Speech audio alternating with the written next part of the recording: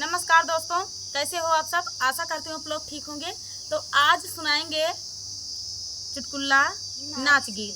सुनिएगा और बताइएगा कैसा लगा। बहुत ही प्यारा चुटकुला नाच गीत है। तो देर न करते हुए चलिए सुनाते हैं ये प्यारा सा चुटकुला नाच गीत। बहई पुरवैया झाकोर मारेला मन, पुरवैया झाकोर मारेला मन, मारी के सजनवा दुआरे सुतेला, मन मारी के सजनवा दुआरे सुतेला। हो बहई पुरवैया झाकोर मारेला मन, मारी के सजनवा दुआरे सुतेला, मन मारी के सजनवा दुआरे सुतेला। अरे सासू का बोल हमें ऐसे लगेला, सासू का बोल हमें ऐसे लगेला, सासू का बोल हमें ऐसे लगेला, जैसे बिजली के तार करंट मारेला, जैसे बिजली के तार करंट मारेला। बहई पुरवैया झाकोर मारेला मन, मार के सजनवा दुआरे सुतेला, मन मार के सजनवा दुआरे सुतेला। ओ बहई पुरवैया झाकोर मारेला मन, मार के सजनवा दुआरे सुतेला, मन मार के सजनवा दुआरे सुतेला।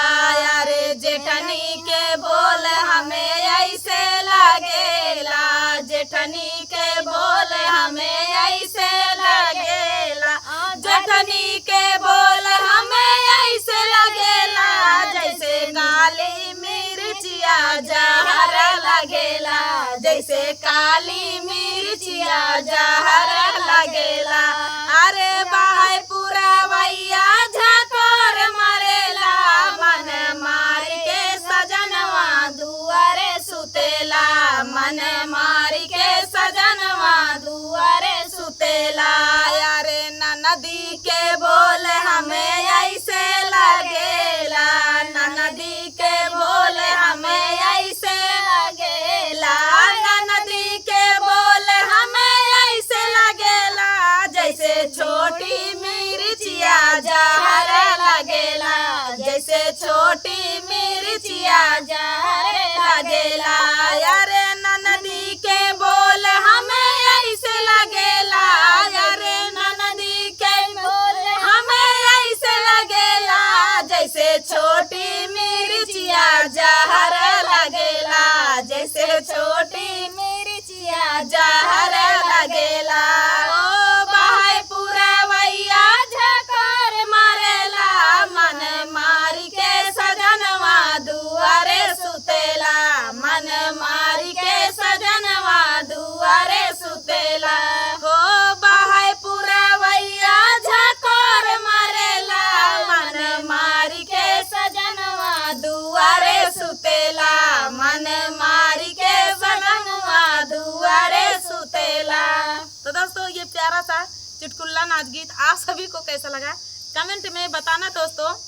और मेरी ननद को गर्मी लग गई ये मेरी ननद है, ये मेरी जेठान है इस वीडियो में, बस और कहीं नहीं है। उस दीदी है उस तरह बहने हैं। तो चलिए दोस्तों कैसा लगा कमेंट में बताना दोस्तों। मिलते हैं नेक्स्ट वीडियो में, तब तक के लिए नमस्कार।